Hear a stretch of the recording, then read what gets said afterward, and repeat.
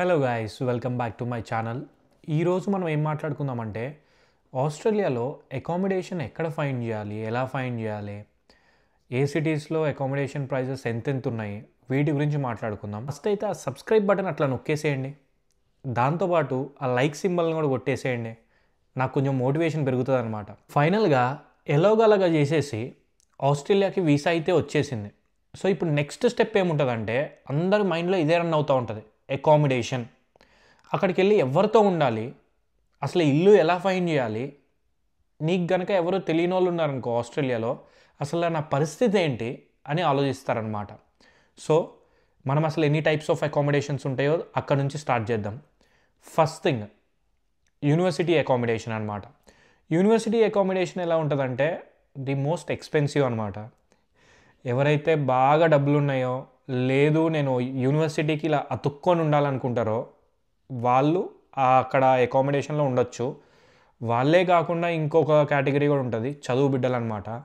Only చదువు కోసమే వస్తున్నాము, మాకు పార్ట్ టైంలో గిట్ టైంలో ఏం అవసరం లేదు అనుకున్న వాళ్ళు కూడా అక్కడే ఉండి, అండ్ ఆల్సో ఇంట్లో నుంచి ఎక్స్పెన్సెస్కి పంపుతారు అనుకునే వాళ్ళు కూడా అక్కడే ఉంటారనమాట. పార్ట్ టైం చేయకుండా ఓన్లీ యూనివర్సిటీలో చదవడం మాత్రమే ఫోకస్ చేసి వాళ్ళ కెరియర్ మొత్తం ఇంకా అదే టాప్ ఒక జాబ్ కొట్టాలనే సీరియస్ సిచ్యువేషన్తో ఇక్కడికి వస్తారు కదా.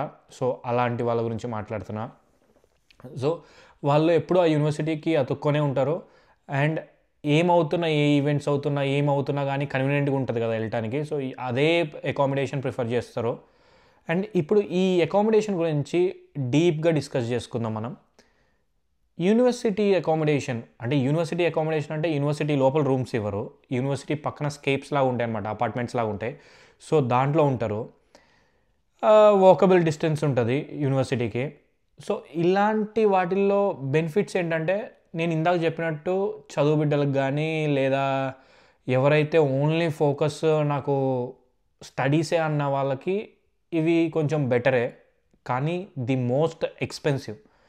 సో అడ్వాంటేజెస్ వచ్చేసి ఓన్లీ అదొక్కటే ఉంది. ఇప్పుడు డిసడ్వాంటేజెస్ గురించి మాట్లాడుకుందాం. ఎక్స్పెన్సివ్. వారానికి $300, $320 కూడా ఉంటాయి. అంటే $300 to $350 రేంజ్లో ఉంటుంది అనమాట. దానికి పార్కింగ్ ఉండదు. నువ్వు ఒక కారు కొనుక్కున్నావు అనుకో, దానికి పార్కింగ్ ఉండదు. అండ్ నెక్స్ట్ థింగ్ వచ్చేసి ప్రైవసీ ఉండదు. నువ్వు 11 లేదా 10:30 తర్వాత మరీ ఓవర్ నాయిస్ చేయకూడదు. ఏమైనా ఉంటే ఇయర్ ఫోన్స్ పెట్టుకొని చూసుకోవాలి, లేదా ఏదైనా కానీ నువ్వు నాయిస్ అయితే చేయకూడదు. నెక్స్ట్ థింగ్ వచ్చేసి నీకు సోషల్ ఇంట్రాక్షన్ ఉండదన్నమాట. అంటే ఫర్ ఎగ్జాంపుల్ నువ్వు నీ కాలేజ్ ఫ్రెండ్స్ ఉన్నారు, ఆ కాలేజ్ ఫ్రెండ్స్తో బయటికి వెళ్ళి మింగిల్ అవ్వడం కానీ అది ఇది ఏముండదు. పెద్ద నెట్వర్క్ ఏం ఫామ్ అవ్వదు. ఇది నా ఎక్స్పీరియన్స్తో నేను చెప్తున్నా. అండ్ వేరే వాళ్ళ ఎక్స్పీరియన్స్ కూడా డిఫరెంట్గా ఉండొచ్చు. మేబీ హాస్టల్లో ఉండే వాళ్ళతో కొలాబరేట్ అవ్వచ్చు, అవి డిఫరెంట్ థింగ్స్ ఉండొచ్చు. కానీ బయట వాళ్ళతో నువ్వు కొలాబరేట్ అవ్వలేవు, కలిసి తిరగలేవు అనమాట. అండ్ ఎక్కువ సర్కిల్ ఫామ్ అవ్వదు. సో ఇవన్నీ డిసడ్వాంటేజెస్. దీనికి పెద్ద డిసడ్వాంటేజ్ అయితే కాస్టే. నేను కనుక స్టూడెంట్ లాగా వస్తే నేనైతే దాన్ని అస్సలు ప్రిఫర్ చేయను.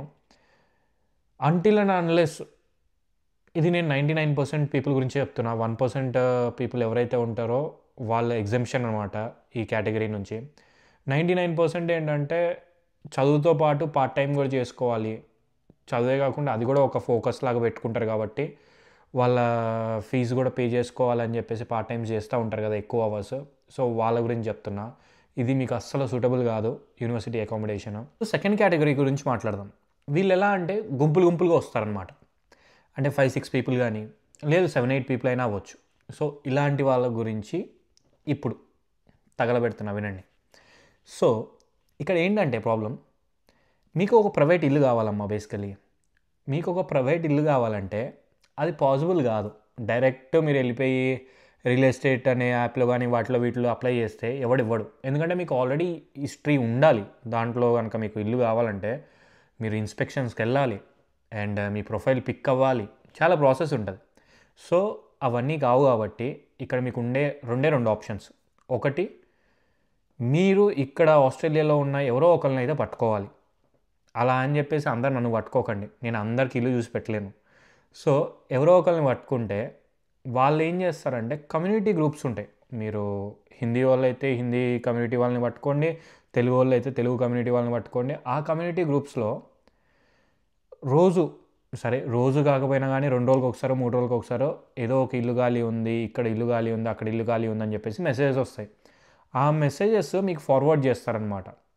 మీకు ఫార్వర్డ్ చేసినప్పుడు వాళ్ళతో మీరు మాట్లాడుకొని, ఇదిగో ఈ డేట్కి నేను వస్తున్నాను, ఇల్లు ఆపండి, ఇదిగోండి ఇది అడ్వాన్స్ నేను ఇస్తాను, లేదా ఆయన వచ్చి కడతారు అని చెప్పి ఏదో ఒకటి మీకు ఇక్కడ రిఫరెన్స్ ఉంటే వాళ్ళని పంపించి ఇన్స్పెక్షన్ చేసుకోవడం కానీ, లేదా మీరు వీడియో కాల్లో ఇన్స్పెక్షన్ చేసుకోవడం కానీ, ఏదో ఒకటి చేసి ఏదో ఒక విధంగా అకామిడేషన్ ఆపుకోవచ్చు. ఈ కనెక్షన్ ఈ గోల్ అంతా మన వల్ల కాదు, నాకు ఇంకో ఆప్షన్ ఏమన్నా ఉందా అంటే, నెక్స్ట్ ఆప్షన్ వచ్చేసి ఫేస్బుక్ మార్కెట్ ప్లేస్.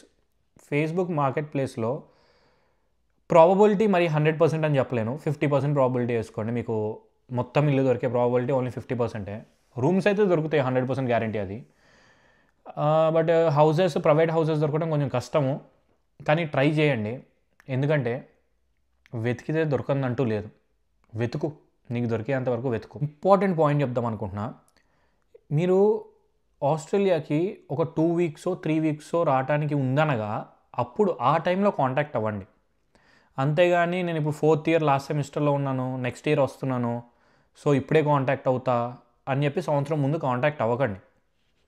అయితే ఆ సంవత్సరం బారున మీరు ఏమీ కట్టలేరు కదా రెంట్. ఇక్కడ ఏమన్నా మన ఐఎన్ఆర్లో ఉండిద్దా? కాదు, డాలర్లో ఉంటుంది కదా, మనం కట్టలేం. సో అంటే నేనైతే కట్టలేను. సో నేను చెప్పేది ఏంటంటే, ఒక 2 వీక్సో 3 వీక్సో ముందు వస్తే ఆ 2 వీక్సో 3 వీక్సో రెంట్ కట్టి మనం ఆపగలుగుతాం అనమాట ఆ అకామిడేషన్ని. అంతేగాని ఒక సంవత్సరం ముందైతే కాంటాక్ట్ అవ్వకండి. అండ్ ఇక్కడ ఈ అకామిడేషన్లో పర్టికులర్గా అడ్వాంటేజెస్ ఏంటంటే, కలిసుంటే కలదు సుఖం కమ్మని సంసారం అన్నట్టు అందరూ కలిసి ఉంటారు. ఏ గొడవలు వచ్చినా కానీ 1 రోజు 2 రోజుల్లో అయిపోతాయి అన్నమాట. వాడు గిన్నెలు కడగలేదనో, వీడు గిన్నెలు కడగలేదనో, లేదా ఆ బొచ్చి ఇసిరేసి ఈ బొచ్చి ఇసిరేసి అలాంటివి జరుగుతూ ఉంటాయి. కానీ అవి 2 రోజుల్లో మాయమైపోతాయి. అంతేకాకుండా మీకు ఇంకొక థింగ్ ఏంటంటే, ఏదన్నా అవసరం వచ్చినప్పుడు ఇమ్మీడియట్గా అరే ఉన్నాడురా మనోడు అన్న ధైర్యం ఉంటుందన్నమాట. అలా కాకుండా మనం ఎక్కడో హాస్టల్లో దీంట్లో దాంట్లో స్కేపుల్లో ఉంటే ఎవడికి ఎప్పుడు ఫోన్ చేస్తే ఎవడొస్తాడు, అసలు నువ్వు ఎవరితో ఇంటరాక్ట్ అవ్వలేదు, ఎవడొస్తాడు నీకోసం, ఎవడు రాడు. సో నీకు ఎవడో తెలియదు బేసికల్లీ. ప్రొఫెసర్లు తెలుసు, ప్రొఫెసర్లకు కాల్ చేసి సార్ ఏం అర్జెంట్ అంటావా అనలేవు కదా. సో నేను చెప్పేది ఏంటంటే, ఉంటే సరే ఎలోన్గా బతకాలి అలాంటి వాళ్ళకి మనం ఏమీ చేయలేం. నేను అంటుంది ఏంటంటే, సోషల్ ఇంటరాక్షన్ కావాలి, ఎప్పుడు ఫ్రెండ్స్ కావాలి, అలాంటి వాళ్ళకి ఏంటంటే ప్రైవేట్ హౌసెసే నయం. సో ప్రైవేట్ హౌసెస్ అందరు కలిసి కుక్ చేసుకోవడం కానీ, వారానికి ఒక్కసారైనా, సో ఆ వారానికి ఒకసారి కుక్ చేసుకున్నప్పుడు గొడవలు పడటం కానీ, మిస్ అవుతాం కదా గొడవలు, ఇంట్లో గొడవలు, అమ్మతో తిట్టించుకోవడం అవి ఇవి, అవన్నీ ఇక్కడ చేస్తారనమాట మన వాళ్ళు. ప్రాబ్లం ఏం లేదు, మీరు అవి మిస్ అయితే అవ్వరు. సో అవి ఇవి ఇసిరేయటం అవన్నీ మిస్ అవ్వకుండా ఉండాలి కదా మన ఇండియన్ వైబ్స్. సో అలాంటప్పుడు ఇక్కడికే రావాలి. అండ్ షింక్లో అంట్లు అలానే పడి ఉండాలి కదా ఒక వారం కానీ, అలా ఇలా ఎవడో ఒకటి చెప్పే అంతవరకు, ఎవడో ఒకటి అలిగే అంతవరకు మనం కడక్కుండా ఉండాలి కదా. అవన్నీ కావాలంటే ఇదే ప్రైవేట్ హౌస్లో ఉండాలి. సో జోక్స్ తీసి పక్కన పెట్టండి, కానీ సీరియస్గా మీకు ఒకళ్ళు హెల్ప్ చేయడానికి ఉంటారు. ఒక ప్రైవేట్ హౌస్లో ఉన్నప్పుడు ఒక 5-6 మనోళ్ళతో కలిసి ఉన్నప్పుడు ఒక ధైర్యం ఉంటుంది అనమాట. ఆ ధైర్యం కోసం బేసికల్లీ స్టార్టింగ్లో ఇనిషియల్ డేస్లో అందరూ ఆ 6-7 పీపుల్ ఎవరైతే ఉంటారో వాళ్ళందరూ ఎప్పటికీ కలిసి ఉందాం అనుకుంటారు, అంటే పెళ్ళిళ్ళు అయ్యేదాకా. దాని తర్వాత ఎట్లయినా విడిపోతారు అనుకోండి. సో దీంట్లో ఉన్న బెస్ట్ బెనిఫిట్ ఏంటంటే అదే సపోర్ట్. ఎవరైనా ఎప్పుడైనా కానీ లోకి వెళ్ళినప్పుడు మీరు, ఎందుకంటే కొత్తగా ఇండియా నుంచి వచ్చారు కాబట్టి లోకి వెళ్ళటం బేసికల్లీ కామన్ ఇక్కడ. ఒక ఫస్ట్ 6 మంత్స్ అంతే ఉంటుంది. ఆ 6 మంత్స్ అలా ఉండకుండా ఉండడం కోసం ఈ 5 మన కోసం ఉంటారనమాట. ఇప్పుడు ఇంకొక టైప్, అంటే నాలాంటి టైప్ అనమాట, సింగిల్గా ఒంటరిగా వస్తారనమాట. వాళ్ళు ఏంటంటే సింగిల్ రూమ్స్ కోసం చూస్తారు. వీళ్ళకి 3-4 డిఫరెంట్ ఆప్షన్స్ ఉంటాయి. ఫస్ట్ ఆప్షన్ వచ్చేసి కమ్యూనిటీ గ్రూప్స్లో ఇంటరాక్ట్ అయ్యి, అంటే తెలిసిన వాళ్ళ ద్వారా ఇంటరాక్ట్ అయ్యి వాళ్ళ దగ్గర సింగిల్ రూమ్స్ తీసుకోవటం. నెక్స్ట్ థింగ్ వచ్చేసి ఫేస్బుక్ మార్కెట్ ప్లేస్లో తీసుకోవటం.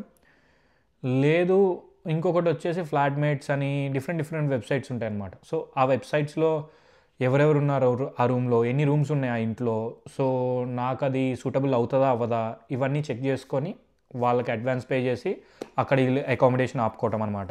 ఇదిగోండి, మీరు ఎక్కడైనా తీసుకోండి, ఎవరితో అయినా తీసుకోండి, ఇది పర్టికులర్గా సింగిల్గా వచ్చే వాళ్ళకి చెప్తున్నా. కానీ సచ్చిన ఫ్యామిలీస్తో మాత్రం అస్సలు తీసుకోవద్దు.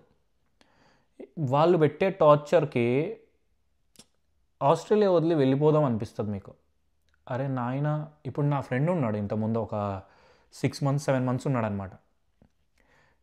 10:30 11 o'clock తర్వాత హీటర్ ఆన్ చేసినా కానీ ఆ సౌండ్ వస్తుందంట. రాత్రి 1ంటికి 2ంటికి ఫోన్ చేసి కొంచెం హీటర్ ఆపుతావా, కొంచెం సౌండ్ వస్తుంది మాకు. అంటే తెలుగు వాళ్ళ గురించి చెప్పట్లేదులే, నేను వేరే వాళ్ళ గురించి చెప్తున్నా.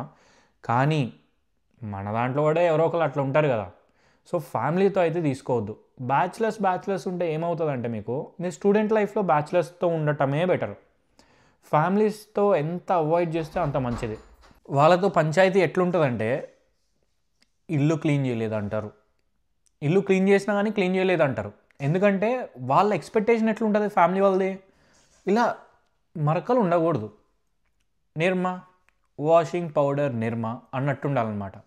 మనం ఏమైనా ప్రొఫెషనల్ క్లీనర్సా? అదేదో మనం ఆస్ట్రేలియాకి ఓన్లీ క్లీనింగ్ చేయటం కోసమే వచ్చినట్టు బాగా ఇల్లు మొత్తం సాఫ్గా ఉండాలి, మొత్తం చమక్కని మెరవాలి అని చెప్తారు.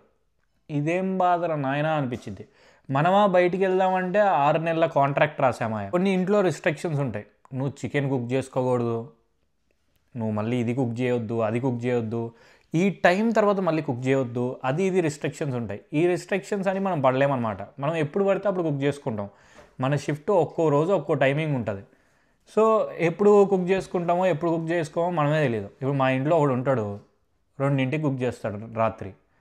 ఏంటంటే మేమందరం బ్యాచిలర్స్ కాబట్టి ఆ బెనిఫిట్ ఉంటుంది, ఆ అడ్వాంటేజ్ ఉంటుంది. అంతేగాని ఇప్పుడు ఫ్యామిలీతో ఉన్నాం అనుకో, ఏమైంది, 2ంటికి కుక్ చేయడం స్టార్ట్ చేయగానే వాళ్ళు బయటకు వచ్చారు బంద్ చేయరా అంటారు. బేసికల్లీ అదే జరిగేది. సో నేను చెప్పేది ఏంటంటే, మనం ప్రొఫెషనల్ క్లీనర్స్ కాదు ఫస్ట్ థింగ్. సెకండ్ థింగ్ ఏంటంటే, మనం ఆస్ట్రేలియా వచ్చింది క్లీనింగ్ చేయడానికే కాదు. సరే ఏమైనా క్లీనింగ్ చేస్తే డబ్బులు వస్తున్నాయా? కాదు కదా, ఫ్రీ క్లీనింగ్ తీయడానికి అయితే అస్సలు కాదు. థర్డ్ థింగ్ ఏంటంటే, డబ్బులు ఇచ్చి మరీ ఈ సోది మొత్తం పడాల్సిన అవసరం అస్సలే లేదు. నువ్వు నార్మల్గా ప్రొఫెషనల్గా 15 రోజులకు ఒకసారో లేకపోతే ఎప్పుడైతే నీకు ఫ్రీ ఉంటావో ఆ టైంలో క్లీన్ చేస్తే చాలు ఇల్లు, అదే గొప్ప. అంతేగాని పద్దాకల క్లీన్ ఇది అంటే ఆ చిరాకు అసలు మనమైతే అస్సలు పడలేము. అదొక పెద్ద హెడ్ఏక్ అయిపోతుంది మీకు. Job headache, assignment headache, and మీ లైఫ్లో మీ పర్సనల్ ప్రెషర్స్ హెడ్ఏక్, దాంతోపాటు ఈ క్లీనింగ్ హెడ్ఏక్ ఒకటి ఎక్కువైపోయింది. సో ఇవన్నీ అవాయిడ్ చేయండి. ఎంత అవాయిడ్ చేస్తే అంత మంచిది, పీస్ఫుల్గా ఉంటారు.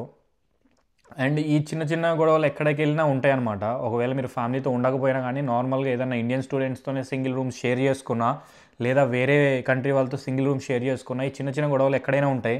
1-2 రోజుల్లో మళ్ళీ సర్దుకుంటాయి అన్నమాట. కానీ నా బెస్ట్ సజెషన్ అయితే కనుక, స్టార్టింగ్ ఇనిషియల్ డేస్లో మన వాళ్ళతో, తెలుగు వాళ్ళతో, ఎందుకంటే మీరు ఆల్రెడీ కంఫర్ట్ జోన్లో ఉంటారు కాబట్టి, మన ఇండియాలో తెలుగు మాట్లాడి లేదా వాళ్ళ కల్చర్ అంతా తెలుసు కాబట్టి చాలా కంఫర్ట్ జోన్లో ఉంటారు. ఇక్కడికి వచ్చిన తర్వాత కూడా ఒకవేళ వాళ్ళు కనుక దొరికితే మీకు, అలా అని చెప్పేసి అందరూ ఒకలాగా ఉంటారని చెప్పట్లేదు. 70% ఆఫ్ ద పీపుల్ అయితే చాలా బాగుంటారు, చాలా హెల్ప్ చేయడానికి రెడీగా ఉంటారు. ఫైనల్ కంక్లూజన్ ఏంటంటే, మీరు ఇల్లు చూస్తుంటే, యూనివర్సిటీ అకామిడేషన్ చూస్తుంటే కనుక, యూనివర్సిటీ వెబ్సైట్స్ మీరు ఎప్పుడైతే కన్సల్టెంట్ని కాంటాక్ట్ అవుతారో వాళ్ళే పంపుతారు, మీరు ఆన్లైన్లో కూడా చూడొచ్చు. ఇది ఒకటి. నెక్స్ట్ థింగ్ వచ్చేసి, మీరు షేర్డ్ అకామిడేషన్ చూస్తుంటే కనుక, సింగిల్గా వచ్చి షేర్డ్ అకామిడేషన్ చూస్తుంటే కనుక, ఫేస్బుక్ మార్కెట్ ప్లేస్ కానీ, లేదా కమ్యూనిటీ గ్రూప్స్ కానీ, లేదా డిఫరెంట్ ఫ్లాట్మేట్స్ కానీ, అవి ఈ వెబ్సైట్స్ అన్నీ పనికొస్తాయి. ఫోర్త్ థింగ్ వచ్చేసి, మీరు కనుక ప్రైవేట్ హౌస్ కోసం వస్తుంటే కనుక ఓన్లీ 2 ఆప్షన్స్ ఉంటాయి. ఒకటే మార్కెట్ ప్లేస్, లేదా మీ కమ్యూనిటీ గ్రూప్సే బెస్ట్ ఆప్షన్. దానికి మించి మీరు డైరెక్ట్గా వచ్చే అప్రోచ్ అయిపోలేరు, ఎందుకంటే మనకి ఏం ఫైనాన్షియల్స్ కానీ, బ్యాంక్ స్టేట్మెంట్స్ కానీ ఏమి ఉండవు ఇక్కడ, డాక్యుమెంట్స్. సో ఇది ఈ వీడియోకి. నెక్స్ట్ వీడియోలో వచ్చేసి మనం డిఫరెంట్ టాపిక్ గురించి మాట్లాడుకుందాం. ఫస్ట్ అయితే మీరు నాకు మోటివేషన్ ఇవ్వాలి. దయచేసి ఆ సబ్స్క్రైబ్ బటన్ని అట్లా కొట్టేసి, ఆ లైక్ బటన్ కూడా అట్లా కొట్టేసి, అలా వీడియోని షేర్ చేసేసేయండి. దానివల్ల రీచ్ పెరుగుతుంది, సబ్స్క్రైబర్స్ పెరుగుతారు, అండ్ మీరు అనుకుంటున్న కంటెంట్ మీకు వస్తుంది. Thank you so much for watching this video.